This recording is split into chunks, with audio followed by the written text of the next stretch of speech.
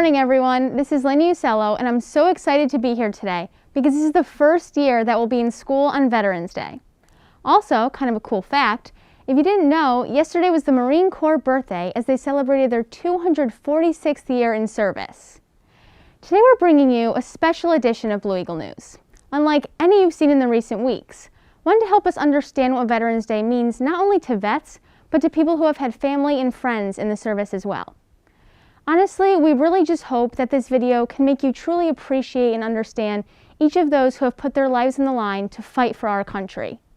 So today we take the time to thank them for their service and for all they have done. Veterans Day means a lot to me because my grandfather and his brother fought in the Army, and it's a day to remember those who made sacrifices for our country. To me, Veterans Day means honoring those who fought in the war.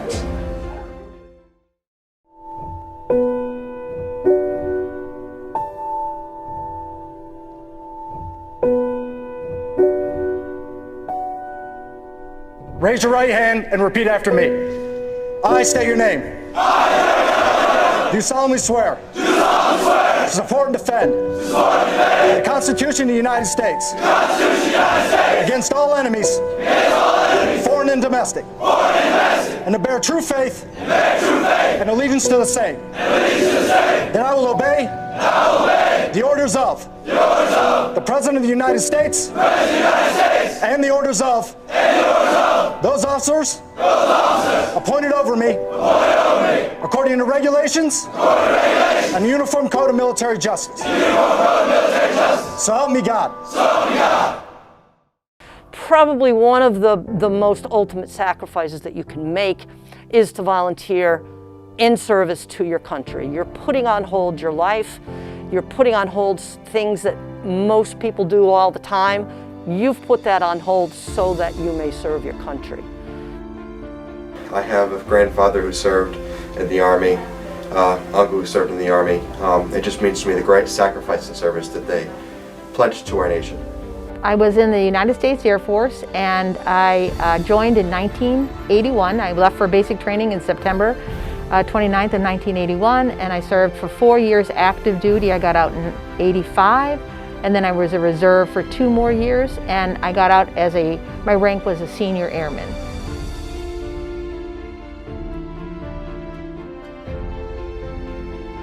When I was 21, in 1971, we had what is known as the draft. It's what 18-year-olds sign up now.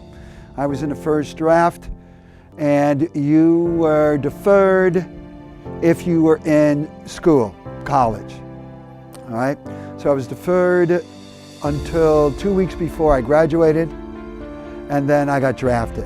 My name is Doug Shipman, and I am currently serving as the chairperson of the Wethersfield Veterans Commission. I got here because I'm a retired Army officer. I retired after 30 years as a colonel, and I live in Wethersfield. I served in the Army National Guard from 1999 to 2005. And when I got out, I was at the rank of E4 Specialist. I had gone to school. I was a theater major, and I'd gone 1 year, and academics was probably not my strength. Socialization was. And after being done with school, I knew that I wanted to do something more than just stay at home, live with my mom. Not that there's anything wrong with that, but I wanted more. I wanted to travel, and I wanted to grow up. I needed to grow up. And so I literally went down to the recruiter's office, and I went from one recruiter I went to Army, Marine, Navy, and then Air Force, and ended up signing with the Air Force. It's a great opportunity to learn about yourself, the country you're serving, the world. You can learn a lot. It opens your eyes to other things you normally don't get to see. I got into the Army Reserves, which means I did 7 months active duty, and every month I had to do a weekend, Saturday and a Sunday, the whole day. And then during the summer or any time during the year, I had to do 2 weeks of full-time active duty.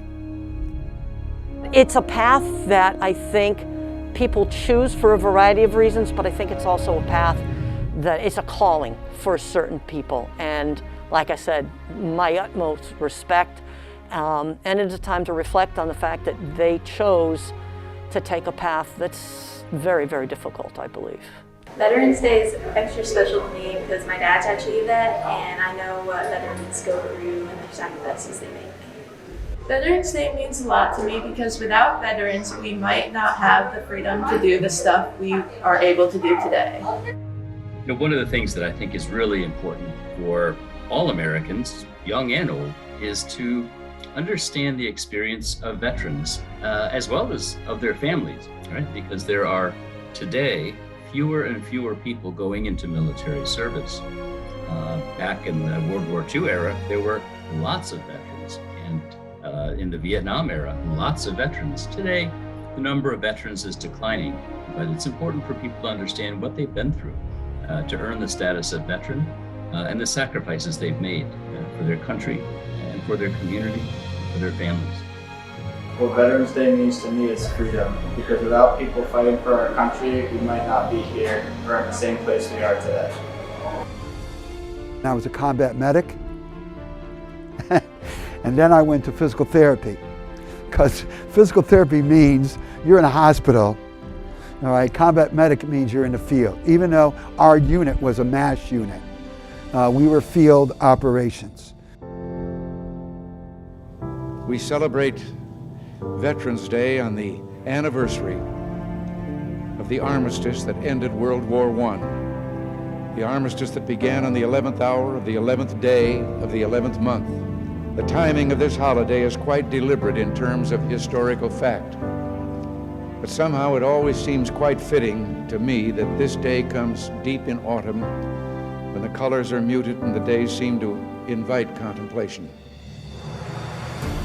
It is, in a way, an odd thing to honor those who died in defense of our country, in defense of us, in wars far away. The imagination plays a trick. We see these soldiers in our mind as old and wise, but most of them were boys when they died, and they gave up two lives, the one they were living and the one they would have lived. When they died, they gave up their chance to be husbands and fathers and grandfathers. They gave up their chance to be revered old men. They gave up everything for our country, for us. And all we can do is remember.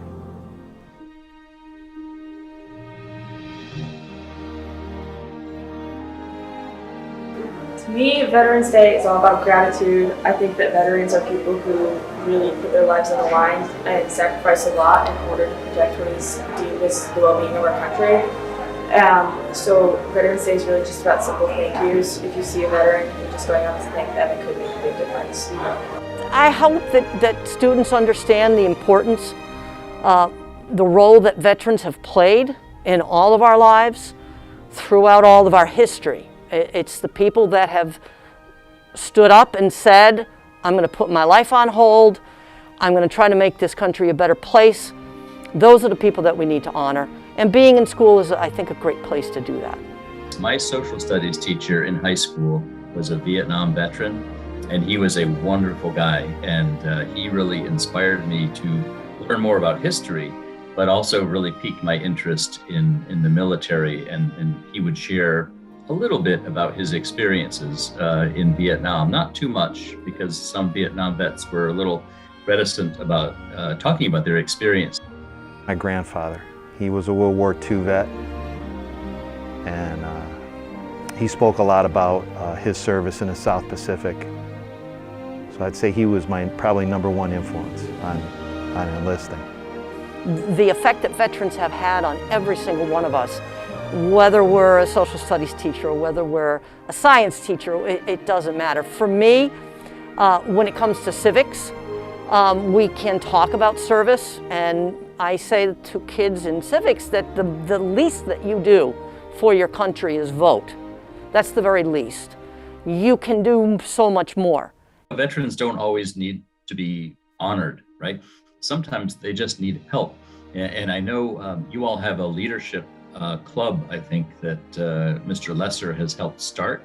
And one of the things we've talked about in the past is maybe having students from the leadership club or other volunteer areas just go help some of the veterans with some of their work at their homes, whether it's just raking their leaves or helping mow their lawn or paint their house, or things that, you know, as veterans age, and the single oldest category of veterans are those Vietnam era veterans right now.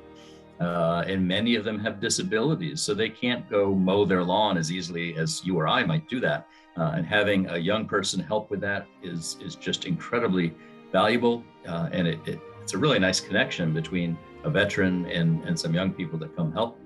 Veterans Day for me, I love seeing when kids actually are appreciative of veterans, either the ones that maybe they're in their family, maybe they're still alive, maybe they've passed. You know, when we have Veterans Day, when we have Memorial Day, that they have that respect. And I know a lot of them don't really get it because I was their age and I remember not getting it. But if I had anything to say to them was, appreciate your veterans. And my generation was the first generation where we had to go. The generations before, they all went. There was World War II, there was Korean War, World War II, World War I. And all my relatives, they all went, all right? And I felt I had to go, but graduating from college, it wasn't easy for me to graduate college. And I didn't want to lose what I set out to do.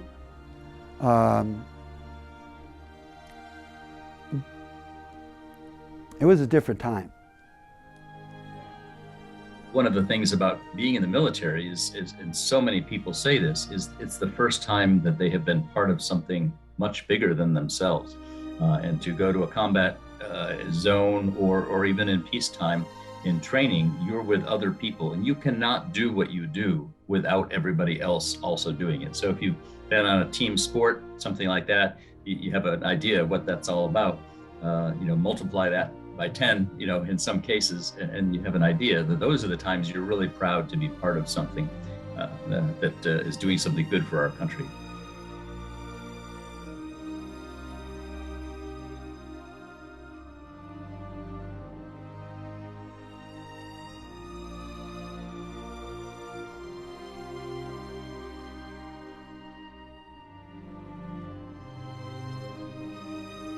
I think it's a great day just to pay tribute to all those who have served, who are serving also currently now, and the sacrifices that all the men and women have made to give us what we have now.